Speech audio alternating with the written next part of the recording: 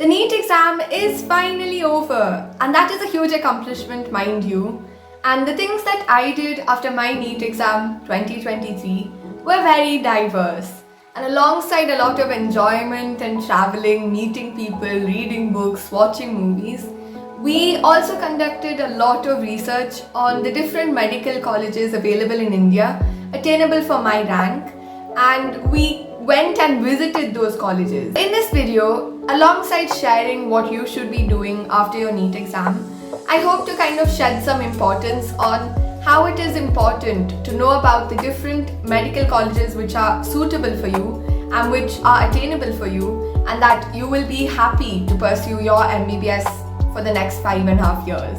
So that's what this video is about. So first things first, all of you have sacrificed a lot for this NEET exam, and you're also going to be entering into the MBBS life, which is going to be very hectic. And even if you try to pursue your extracurriculars, it's always going to be limited by something or the other. So in this after NEET phase of around 3 to 4 months, utilize it completely. You can enjoy it completely and do everything which you had missed upon within these past 2 or more years, because you will not get this time back.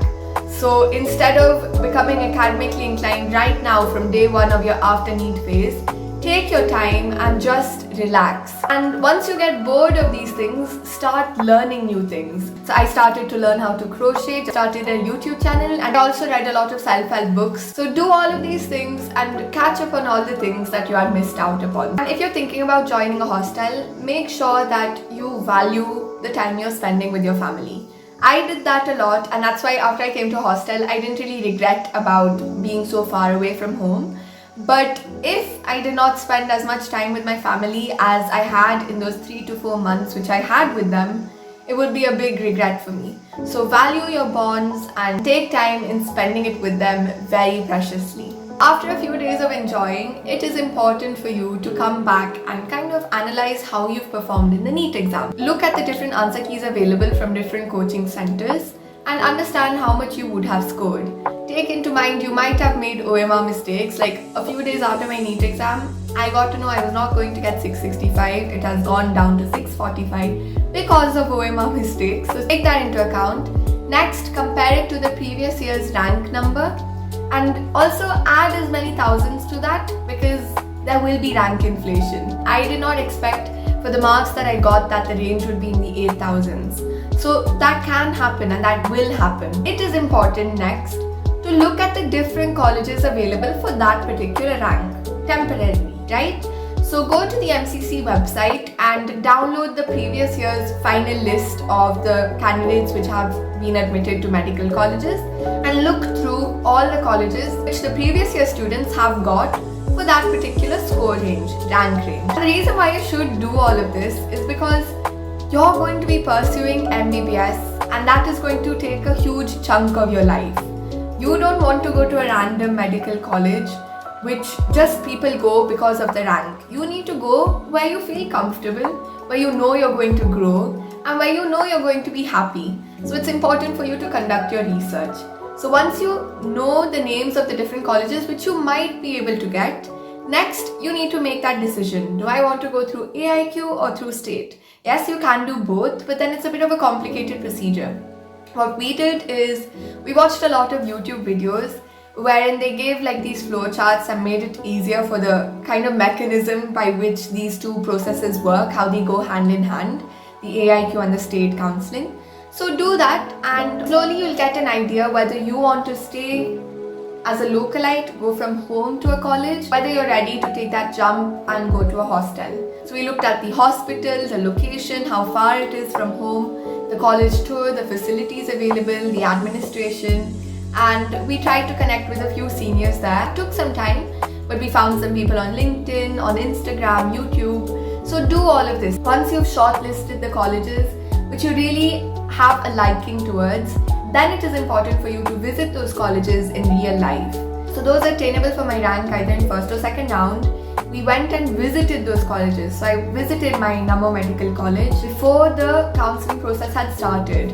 We went and visited Gajra Raja Gwalior as well. We visited Bharamati GMC. And I truly believe that us visiting these 5-6 colleges, it strengthened our decision on wanting to get Nammo Medical College at the top.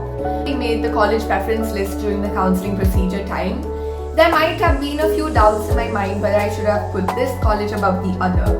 But that didn't happen at all because we visited it in real life and we got the chance to talk to some people in that area, and we could see the surroundings and whether I could grow as a person over there. 3-4 months at first seems like a lot of time, but trust me, I don't think I will ever be as free in life ever as I was at that point of my time after NEET.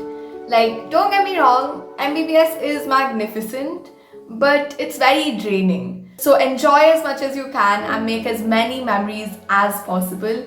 Note down those memories so that even after you join this course, at times where you feel like you're so busy, so stressed out, you can just go through how much fun you had done after your NEET exam. So that will boost your energy.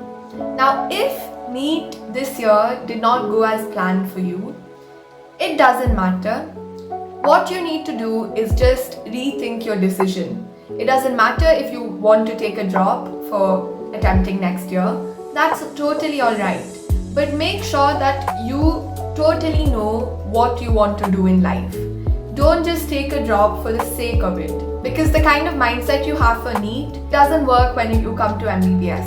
So it doesn't matter if you're thinking of taking a drop, but be happy with the decisions you take. Try and connect with people who are already in the MBBS course so that you will know whether that is actually meant for you or not for you. This course is going to be so in-depth, and I used to think that studying for NEET that same way will work when you come to MBBS, but it doesn't. Of course, what you have studied for NEET will supplement it, but it's a very, very small percentage.